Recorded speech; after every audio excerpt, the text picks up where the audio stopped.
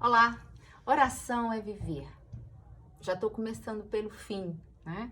Mas esse é o tema do nosso estudo do livro de Mateus, esse é o vídeo 21. Nós estamos hoje no capítulo 6, nos versículos de 5 a 8. A gente vai estudar hoje sobre o que é oração para Jesus, o que Jesus nos ensinou acerca da oração.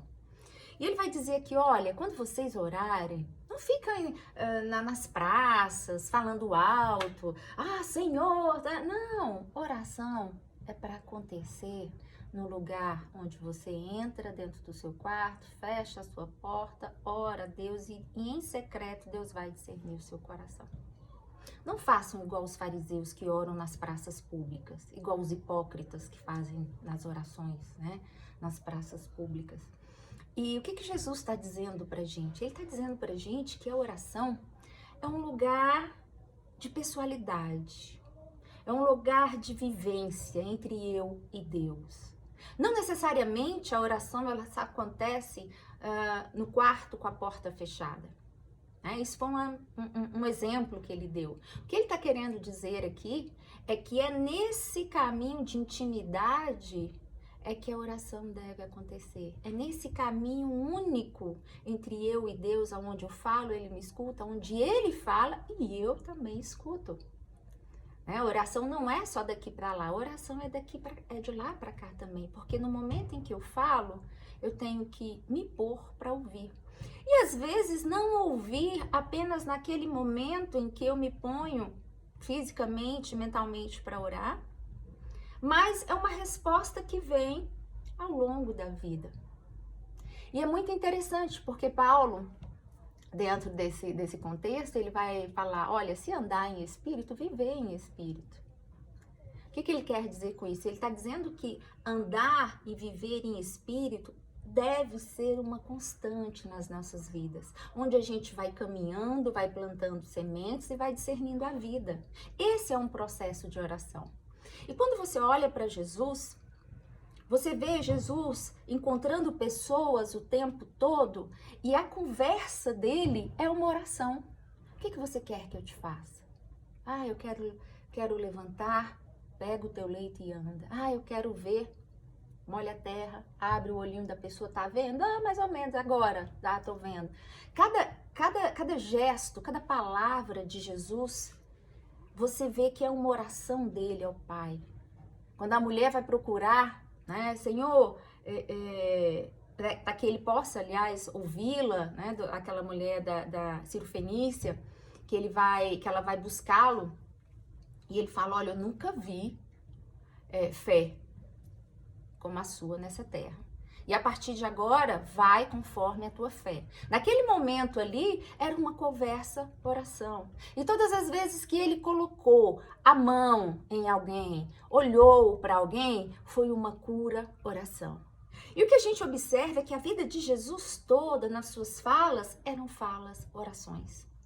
Porque ele muitas vezes estava falando para aquelas pessoas e ao mesmo tempo você vê que aquilo era uma oração. Eu me recordo naquela passagem onde Lázaro, que ele chama Lázaro para fora, né? E ele ora a Deus e ele fala, Senhor, eu estou orando a Ti para que essas pessoas saibam quem Tu és e o Teu poder. Porque eu mesmo não preciso de fazer essa oração pública, mas eu vou fazer para que eles saibam.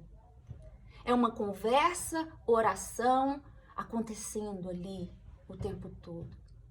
E o que a gente aprende com isso? A gente aprende que a oração é esse momento único, pessoal, da gente com Deus. Que não precisa ser necessariamente com os olhos fechados, nem sentada, nem em pé, nem de joelho. A única coisa que se necessita num coração é a verdade que o acompanha. É a sinceridade em falar as coisas que ele vive.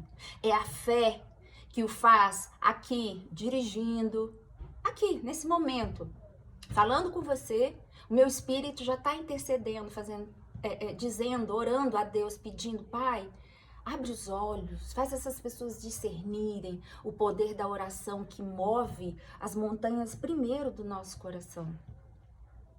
Entende? Então a oração é esse espaço de confidências, de clamores, de onde a gente se derrama, mas onde também esse caminho, né, de fala, de comunicação vai sendo construído dentro de nós. Quantas vezes eu estava fazendo coisas no serviço, dirigindo, fazendo uma visita a alguém, ou no shopping, e Deus ali se comunicando, me fazendo discernir coisas. Às vezes eu estou assistindo um documentário, estou assistindo um filme, e Deus está em oração comigo, porque eu me permito. Porque tudo que eu faço, eu tento trazer isso para a minha espiritualidade. Se faz bem a minha espiritualidade, eu compactuo. Se não faz bem para a minha espiritualidade, eu não compactuo. E é compactuando ou não com as coisas da vida que você vai caminhar, como Paulo disse, em estado de oração. E quando você entra, né, nessa caminhada, uma coisa muito importante, duas eu diria, que a gente precisa entender. Primeiro, que não há oração mais forte que a minha. É claro que nós intercedemos pelos outros, pedimos em oração, somos curados, somos transformados por isso, Deus ouve. Mas uma coisa que a gente precisa entender, e a igreja, e aqui eu digo as igrejas enquanto instituições, é que elas ensinam, e às vezes alguns irmãos acabam aprendendo assim, e vivendo assim, achando que a oração do pastor, achando que a oração da irmãzinha lá do grupo de oração é mais forte que a sua oração, e não é. Nenhuma oração é maior do que a que eu carrego no meu coração, que é a oração da verdade, a oração da minha intimidade. Ninguém conhece você mais do que Deus e você mesmo. Como eu falei, as orações intercessórias, elas existem sempre, elas têm o seu poder, mas o maior mesmo de todos é aquele momento, é aquela via que eu construo com Deus, aonde nós nos comunicamos. E isso é muito importante, extremamente necessário para o cristão. Por quê? Porque as pessoas divinizam os dons, e principalmente os dons espirituais, e acabam mandando recados para você, falando em línguas, coisas que às vezes aquilo não se testifica no seu coração. E você acredita. Mas como você não tem uma vida, uma identificação, uma vida espiritual, uma espiritualidade que se permita essas testificações, você nem sabe discernir o que é verdade do que não é. Por isso que é importante a gente aprender, né, sobre o poder da oração, que não há nenhum poder maior do que a minha oração, que é feita em verdade. E esse caminho, guarde sempre isso, é um caminho de construção, que te alcança em todos os lugares. Por isso que eu já iniciei esse vídeo de trás para frente, né? Eu já falei que oração é viver, porque ela tá em todo momento na nossa caminhada, todo dia, toda hora. Ela traz para fora, né, o momento em que eu me organizo a minha mente, organizo o meu interior, vou aprendendo, né, a dialogar com Deus. E uma outra coisa que eu falei que era duas, né, eu falei só uma, a segunda coisa que a gente vai aprendendo nesse caminho da oração com Jesus é que as nossas orações, muitas vezes, nós vamos tão angustiados fazê-la, tão sem fé, tão sem esperança, que muitos de nós pegam as orações como amuleta. A oração se torna muleta existencial.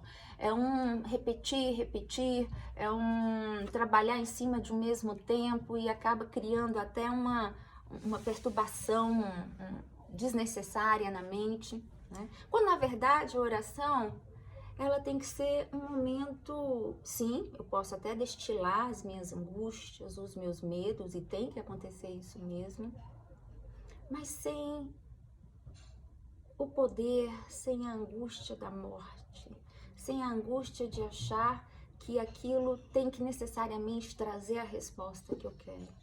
Porque às vezes não traz para o meu próprio bem, não traz para minha própria saúde física e mental, não traz porque Deus sabe o caminho, a hora, como que cada coisa deve existir. Então em Jesus, eu aprendo que, diferentemente do que a gente vê muito por aí, que oração não é algo sistematizado, não é algo dogmático. Inclusive, no próximo vídeo que a gente vai falar sobre a oração do Pai Nosso, né? Que ali não é um modelo em si de oração, mas ali Deus está ensinando com que coração, olha que interessante, com que coração nós devemos orar. Para que tudo isso que a gente está aprendendo aqui faça sentido. Para que essa comunicação, como ele falou, não seja como a comunicação dos fariseus, que ela não seja hipócrita, que ela não seja superficial, mas que, sobretudo, antes de alcançar o coração de Deus, a nossa oração alcance o nosso próprio coração. Que a nossa oração seja o fruto daquilo que a gente está buscando viver em Deus. Pense nisso.